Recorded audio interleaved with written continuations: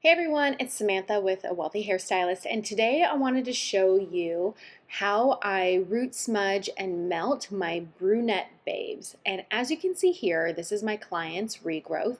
She has gone quite a few months without highlighting her natural root color, and today was a big day. We were going from short hair to long hair, so today was a full color overhaul since we were adding 2 rows of extensions with her look.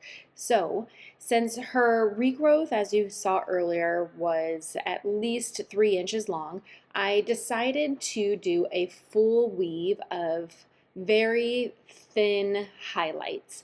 She ultimately wants a very blended beigey blonde rooted look, something that is still bright but tone on tone, a good amount of root still, so it's low maintenance, but something that she could get highlighted maybe once or twice a month, but still maintaining a blonde look.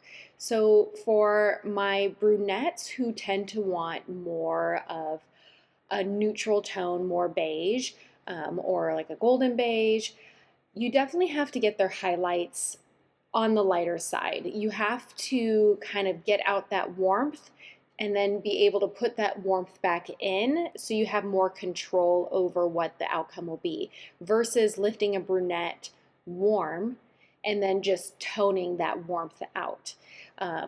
Warmth is good for brunettes who love the caramel tones, more warmer bronze, but since I knew she likes a hint of warmth, but she prefers more cooler tones, and we were dabbling into the beige realm with her highlights, I knew I had to get her on the lighter side of her blonde, so that way I have more control of the tone that I'm putting in her hair. So let's begin. Everything is all about the bowl work and obviously the foil placement. So I did do a heavy full weave of highlights. Very, very thin pieces are done with her highlights. And with rooting my clients, I will section them off where they naturally part their hair. And as you can see here, I'm starting the root melt on her right side of her head. And I usually take horseshoe shaped sections, and I start from the back and work my way forward. And for her root color today, I am doing a little bit more of a deeper root melt, only because I do still want that pop of brightness, but I do want depth more in the back. Some clients I do like a root tap where it's just like a baby tap on the roots, but this time I'm actually kind of combing it through just a smidge. So as you can see, once I apply the root color, I kind of work my way back up and I make sure everything is heavily saturated, and I kind of comb it down, make sure all the hair is laying the angle that I want it to, and it's a chance for me to double check my work to make sure I didn't miss any areas that need saturation with the root melt. And I continue to work my way up from high point to low point at an angle following like the round of the head.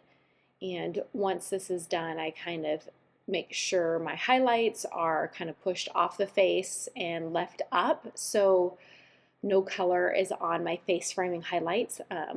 That's definitely something you want to be aware of when you're doing your root melt. You want to make sure those front pieces are kept clean and no root color is on those mids to ends. And then now let's work on to the left side. And I'm going to speed it up a little bit for you so you don't have to watch 5 minutes of me root shadowing. But as you can see, subsections, and I work from high to low, and my assistant here is helping me so that way I can move and groove with this. But if you don't have an assistant, as you can see, I do put the root color in the shampoo bowl. I take out the insert so that way the bowl can stay there. Ready to boost your profits behind the chair? Visit awealthyhairstylist.com today. and I will do my subsections, paint my roots. My tension is pretty tight. I like to make sure I have really good clean sections when I am doing my root application for my clients. And when I do my root application, I do apply it along the hairline. You could formulate a lighter root smudge for the roots around the hairline if you want a bigger pop, but I feel when I start from back working forward, the hairline is usually the last to get applied, so that will sit a little bit less time than everywhere else. So I haven't really had any issues to where the hairline is too dark to where I specifically want to formulate a different color for the hairline, but you totally can. It's all based on preference for what your client is looking for or what you're trying to achieve. And now I'm sectioning for the back of her head. I did do a full weave, so I'm working through subsections all the way down. And as you can see here, I'll separate and make sure we get everything colored. And I'll usually start with the hairline, going straight down the middle and then working from bottom up. And I want to make sure that not only the front has a nice soft blend, but obviously I want the back to blend well too. So subsections, making sure the roots are heavily saturated and working from from bottom to top, and then I'll switch to my right side, going from around the hairline, making sure all of that is blended, and then working from the bottom to the top. And for her root color for today, I did Shades EQ Gloss. I did 5N with 6T, and that was equal parts. I love the teas mixed in with root colors for clients who want a very natural, ashy, kind of cooler toned root color. I feel it's a good mix for the ends and the teas. And if the client has lifted really light, then it's going to be even more of a natural cool tone. But obviously the teas you can use to counteract against any warmth, but this is what I did for her roots. And I usually will let that sit for 10 to 12 minutes and gloss her ends at the end. And as you can see, that is her roots all blended, a beautiful melt, and this beigey blonde is absolutely gorgeous.